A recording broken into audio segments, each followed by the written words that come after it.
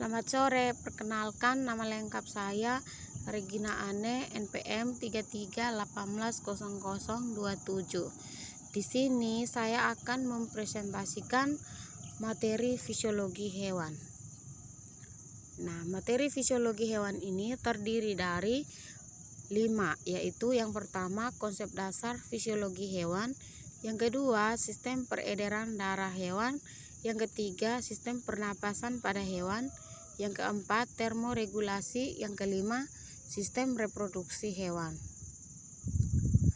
Nah, kita masuk pada materi yang pertama tentang konsep dasar fisiologi hewan. Setiap individu harus menyelenggarakan fungsi kehidupannya seperti makan, bernafas, bergerak, dan bereproduksi. Setiap fungsi kehidupan harus diatur dan dikendalikan dengan cara tertentu agar hewan dapat tetap hidup. Mekanisme kerja fungsi kehidupan dan segala sesuatu yang dilakukan hewan merupakan inti kajian dalam fisiologi hewan. Dengan demikian, fisiologi hewan adalah ilmu yang mempelajari tentang fungsi, mekanisme, dan cara kerja organ. Sebelum lebih jauh mengkaji tentang fungsi tubuh, terdapat beberapa konsep dasar dari fisiologi. Yang pertama, mekanisme, yang kedua, homeostatis, yang ketiga, regulator, yang keempat, konvermer, yang kelima, homeokinesis, yang keenam, adaptasi, yang ketujuh, aklimasi, yang kedelapan, aklimatisasi, yang kesembilan, toleransi. Kita masuk pada struktur dan fungsi hewan. Nah, struktur dan fungsi tubuh hewan memiliki hubungan yang sangat erat. Keduanya merupakan satu kesatuan yang tidak dapat dipisahkan. Untuk dapat mempelajari fungsi dari suatu sistem, terlebih dahulu kita harus mempelajari struktur organ atau jaringan dari suatu organ tersebut. Yang berikut kita masuk pada jaringan. Nah, jaringan adalah kumpulan sel-sel dengan struktur dan fungsi yang sama. Jenis jaringan yang berbeda memiliki struktur dan fungsi yang berbeda. Jaringan dapat dikelompokkan menjadi 4 kategori. Yang pertama, jaringan epitelium, yang kedua, jaringan ikat, yang ketiga, jaringan saraf, dan yang keempat, jaringan otot. Nah, jaringan epitelium itu berbentuk lapisan-lapisan sel yang terkemas dengan rapat dan berfungsi sebagai pelindung bagian luar tubuh. Yang kedua adalah jaringan ikat. Nah, jaringan ini berfungsi sebagai pengikat atau penyokong jaringan lainnya. Yang berikut, jaringan saraf adalah neuron atau sel saraf. Nah, jaringan ini berfungsi sebagai merasakan adanya stimulus, menghantarkan sinyal dari satu bagian tubuh hewan ke bagian tubuh lainnya. Yang berikut adalah jaringan otot. Nah, jaringan otot merupakan serabut otot yang mampu berkontraksi ketika dirangsang oleh impuls saraf. Dalam tubuh hewan vertebrata terdapat 3 jenis jaringan otot, yaitu otot rangka, otot jantung, dan otot polos. Yang berikut kita masuk pada materi organ dan sistem organ. Nah, organ adalah kumpulan beberapa jaringan untuk melaksanakan fungsi tertentu dalam tubuh. Misalnya kulit. Nah, kulit tersusun atas berlapis-lapis jaringan. Yang berikut adalah konsep homeostatis. Nah, kata homeostatis merujuk pada pemeliharaan dan keamanan secara keseluruhan dalam tubuh. Homeostatis menstabilkan tubuh dengan mengatur lingkungan internal. Hal ini diperlukan tubuh untuk berfungsi sebagai mestinya. Proses homeostatik sangat penting untuk kelangsungan hidup setiap sistem jaringan dan tubuh. Yang berikut kita masuk pada sistem peredaran darah hewan. Nah, hewan-hewan yang kita pelajari sistem peredaran darahnya yaitu ikan, amfibi, reptil, aves, dan mamalia. Yang pertama kita akan membahas ikan atau Pisces. Nah, ikan adalah semua jenis ikan, baik ikan air laut atau air tawar yang melakukan pernafasan dengan insang. Pada ikan, darah terdiri dari plasma darah dan korpuskula. Nah, yang termasuk korpuskula yaitu keping darah, sel darah merah, dan sel darah putih. Alat peredaran darah yang dimiliki oleh Pisces sama dengan hewan lainnya yang terdiri dari pemompa darah atau jantung dan pembuluh darah. Jantung ikan berdekatan dengan alat pernapasan yaitu insang yang terletak di rongga perikardium. Yang berikut kita masuk pada sistem peredaran darah amfibi. Nah, amfibi berbeda dengan Pisces, yaitu amfibi dapat hidup di dua tempat atau dua alam, yaitu di air dan di darat. Nah, katak mempunyai darah yang terdapat pada sel-sel darah dan cairan plasma. Nah, sel-sel darah pada katak juga mengandung hemoglobin yang berperan dalam mengikat oksigen dari udara. Katak memiliki organ jantung yang terdiri dari 3 ruang, yaitu 1 bilik dan 2 serambi. Sistem peredaran darah pada katak itu sistem peredaran darah tertutup. Mekanismenya yaitu darah dari seluruh tubuh melalui pembuluh vena menuju ke serambi kanan. Lalu dari serambi kanan menuju bilik, dari bilik ke paru-paru, lalu darah dari jantung dipompa dari paru-paru menuju ke seluruh tubuh. Yang berikut sistem peredaran darah pada reptil. Reptil adalah hewan yang memiliki ciri fisik kulit bersisik yang dapat bergerak dengan cara merayap atau melata.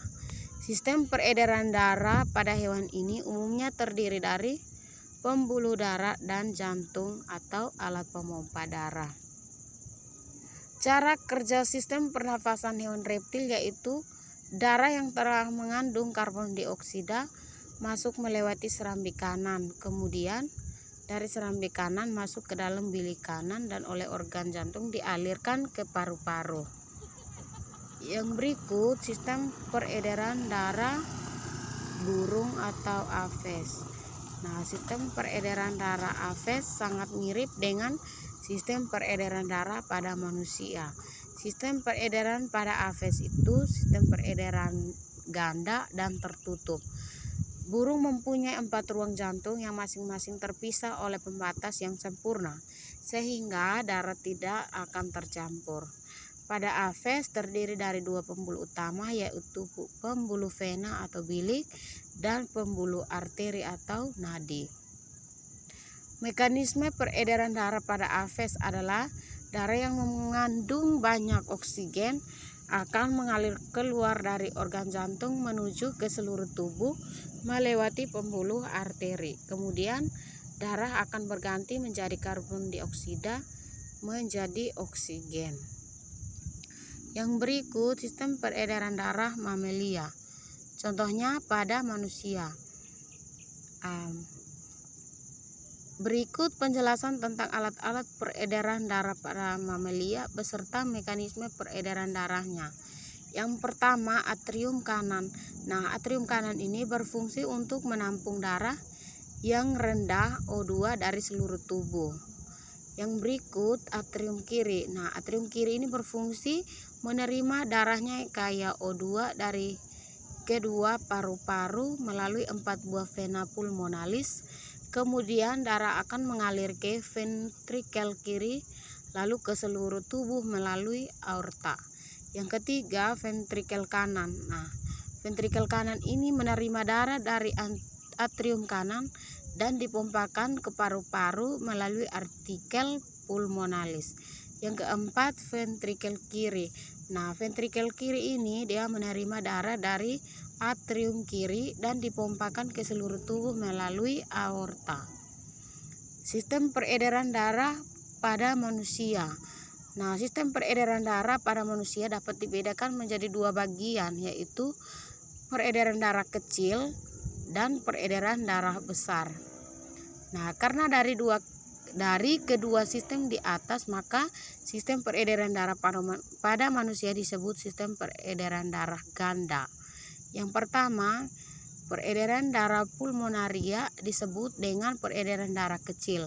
Nah, itu dia darah dari jantung kemudian menuju ke arteri pulmonalis, lalu dari arteri pulmonalis akan menuju ke paru-paru, dan dari paru-paru akan melewati vena pulmonalis dan akan menuju ke jantung. Yang berikut, peredaran darah sistemik disebut peredaran darah besar. Nah, itu dimulai dari jantung, aorta, seluruh bagian tubuh lewat pembuluh darah, vena cava, lalu ke jantung. Yang berikut, sistem pernapasan pada hewan. Itu contohnya protozoa. Nah, hewan contohnya itu pada Amoeba sp. Nah, hewan yang tergabung dalam kelompok hewan bersel satu ini belum memiliki organ pernafasan di dalam tubuh mereka, sehingga mereka perlu proses respirasi hewan bersel satu ini untuk mengandalkan keluar masuknya udara melalui membran sel di kulit mereka. Nah, sistem pernapasannya mengandalkan keluar masuknya udara secara difusi, di mana ketika hewan bersel satu bernafas, konsentrasi oksigen di dalam sel semakin berkurang, sementara konsentrasi sisa metabolismenya yang berupa karbon dioksida justru akan semakin meningkat. Yang kedua, pada hewan insekta. Nah, hewan yang tergolong dalam insekta atau yang bisa disebut dengan serangga ini biasanya akan bernapas dengan alat pernapasan yang dinamakan dengan trakea. Nah, trakea ini memiliki struktur bercabang-cabang yang menembus struktur jaringan tubuh dan biasa disebut dengan trakeol. Nah, yang ketiga adalah cacing. Hewan yang tergolong dalam golongan cacing sebagian besar pada umumnya bernapas dengan menggunakan permukaan kulitnya. Pada hewan yang tergolong dalam cacing, biasanya mereka memanfaatkan permukaan kulitnya untuk melakukan pertukaran gas antara oksigen dan karbon dioksida dengan pemanfaatan proses difusi. Yang keempat, Pisces. Nah, sistem pernapasan pada ikan adalah menggunakan insang pada 4 pasang. Keempat pasang insang pada ikan ini berada di samping kiri dan kanan suatu ikan dan juga ada di bagian kepala. Nah, insang ini memiliki lembaran yang diselubungi dengan jaringan epitel yang berisi jaringan-jaringan pembuluh darah kapiler. Ikan melakukan sistem pernapasan dengan membuka dan menutup mulutnya sendiri. Yang kelima adalah amfibi. Nah, amfibi merupakan hewan yang dapat hidup di 2 wilayah, yaitu darat dan air. Maka tidak heran jika sistem pernapasan para katak itu meliputi kulit, paru-paru maupun insang. Contohnya adalah katak. Pada saat katak masih larva, maka katak akan bernapas dengan insang luar. Sedangkan katak masih berupa berudu, maka akan bernapas dengan menggunakan insang luar. Hingga ketika katak telah tumbuh menjadi dewasa, katak akan bernapas dengan paru-paru dan kulit. Yang berikut kita masuk pada hewan reptil. Nah, sistem pernapasan pada reptil biasanya berupa paru-paru dan juga cenderung mirip dengan aves, dengan saluran pernapasan yang terdiri dari lubang hidung, bronkus, dan juga paru-paru. Nah, hewan yang termasuk reptil ini merupakan hewan kadal, buaya, dan kura-kura. Yang ketujuh adalah aves. Nah, kelompok hewan yang berikutnya yang akan dibahas dalam sistem pernapasan kelompok hewan aves. Hewan yang termasuk ke dalam spesies ini diantaranya adalah hewan unggas, semacam berbagai jenis burung. Secara umum, hewan aves memiliki alat-alat pernapasan yang terdiri dari 2 pasang lubang hidung, yang kedua trakea atau yang bisa disebut juga batang tenggorok, yang ketiga faring yang akan menghubungkan rongga mulut dengan trakea, dan yang keempat sepasang paru-paru yang dihubungkan dengan pundi-pundi udara. Nah, kita masuk pada ketika hewan aves sedang tidak terbang dan ketika hewan aves sedang terbang. Bagaimana proses pernapasannya? Baik, kita akan membahas satu persatu. Ketika hewan aves sedang tidak terbang, maka proses pernapasannya itu yang pertama inspirasi. Pertama-tama otot antar tulang rusuk berkontraksi, maka rongga dada akan mengembang. Nah, hal ini menyebabkan udara dapat memasuki paru-paru. Sebagian dari udara akan diteruskan melalui pundi-pundi udara. Yang kedua, ekspirasi. Proses ini ditandai dengan melemasnya rongga dada, sehingga hal ini akan membuat tekanan pada paru-paru akan meningkat sehingga udara akan keluar dari paru-paru menuju sistem pernapasan. Yang berikut, ketika hewan aves sedang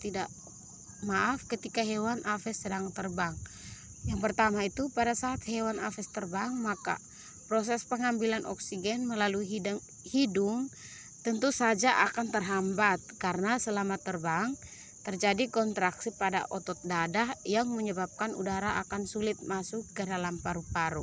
Yang kedua, oleh karena alasan di ataslah, pada waktu terbang hewan aves ini memanfaatkan cadangan udara yang terdapat pada pundi-pundi udara dan udara ini dapat masuk ke paru-paru. Yang berikut adalah mamalia. Secara umum, proses pernapasan hewan mamalia ini sama persis dengan manusia, di mana melalui rongga hidung, faring, trakea, bronkus hingga paru-paru. Yang kedua, pernapasan pada mamalia, contohnya pada manusia, dibagi menjadi pernapasan dada dan juga pernapasan perut. Nah, pernapasan dada merupakan pernapasan yang melibatkan otot antar tulang rusuk. Mekanismenya sebagai berikut. Yang pertama itu fase inspirasi atau pemasukan udara, dan yang kedua fase ekspirasi atau fase pengeluaran udara. Nah, yang kedua adalah pernapasan perut. Nah, pernapasan perut merupakan pernapasan yang mekanismenya melibatkan otot-otot diafragma yang membatasi rongga perut dan rongga dada. Mekanismenya sebagai berikut. Yang pertama itu fase inspirasi atau pemasukan udara, dan yang kedua itu fase ekspirasi atau fase pengeluaran udara. Yang berikut kita masuk pada materi termoregulasi. Nah, termoregulasi adalah pengaturan suhu tubuh pada hewan. Pengaturan suhu tubuh atau termoregulasi, pengaturan cairan tubuh dan ekskresi adalah elemen-elemen dari homeostatis atau sleep system yang menjaga keseimbangan dan stabilitas lingkungan internal dan eksternal. Nah, ekstoterm adalah hewan yang panas tubuhnya berasal dari lingkungan atau menyerap panas lingkungan. Suhu tubuh hewan ekstoterm cenderung berfluktuasi tergantung pada suhu lingkungan. Hewan dalam kelompok ini adalah anggota invertebrata, ikan, amfibi, dan reptil. Sedangkan endoterm adalah hewan yang panas tubuhnya berasal dari metabolisme. Suhu tubuh hewan ini lebih konstan. Dalam pengaturan suhu tubuh, hewan harus mengatur panas yang diterima atau yang hilang ke lingkungan. Nah, mekanisme perubahan panas tubuh hewan dapat terbagi dengan Mekanisme perubahan panas tubuh hewan dapat terjadi dengan 4 proses, yaitu konduksi, konveksi, radiasi, dan evaporasi. Nah, konduksi adalah perubahan panas tubuh hewan karena kontak dengan suatu benda. Nah, konveksi adalah transfer panas akibat adanya gerakan udara atau cairan melalui permukaan tubuh. Yang berikut radiasi adalah emisi dari energi elektromagnet. Yang berikut evaporasi adalah proses kehilangan panas dari permukaan cairan yang ditransformasikan dalam bentuk gas. Yang berikut hewan yang mempunyai kemampuan adaptasi terhadap perubahan suhu lingkungan. Sebagai contoh, pada suhu dingin, mamalia dan burung akan meningkatkan laju metabolisme dengan perubahan hormon-hormon yang terlihat di dalam sehingga meningkatkan produksi panas. Nah, beberapa adaptasi hewan untuk mengurangi kehilangan panas, misalnya adanya bulu dan rambut pada burung dan mamalia, otot dan modifikasi sistem sirkulasi di bagian kulit. Kita masuk pada sistem reproduksi hewan. Nah, yang pertama itu reproduksi vegetatif pada hewan. Ada 3 cara perkembangbiakan vegetatif pada hewan, yaitu pertunasan. Nah, hewan yang berkembang biak dengan cara bertunas adalah hidra. Hewan ini membentuk tunas-tunas kecil pada bagian tubuhnya. Nah, tunas tersebut akan patah dan akan membentuk individu baru. Yang kedua adalah pembelahan sel. Hewan yang berkembang biak dengan cara membelah sel adalah amioba. Hewan ini membelah tubuhnya pada saat berkembang biak menjadi 2 bagian. Kemudian masing-masing bagian akan membesar dan membentuk individu baru. Yang berikut adalah fragmentasi. Fragmentasi atau disebut dengan pemutusan bagian tubuh. Hewan yang berkembang biak dengan cara fragmentasi adalah planaria. Hewan ini berkembang biak dengan fragmentasi yang terdiri dari 3 bagian. Bagian-bagian tersebut tumbuh hingga sempurna dan akan menjadi individu baru. Yang kedua, reproduksi generatif pada hewan. Alat-alat reproduksi generatif antara lain pada hewan jantan, testis, vas deferens, penis, dan pada hewan betina itu terdiri dari ovarium, tuba fallopi, uterus atau rahim, dan yang terakhir adalah vagina. Oke, demikian presentasi dari saya. Atas perhatiannya diucapkan terima kasih. Selamat sore.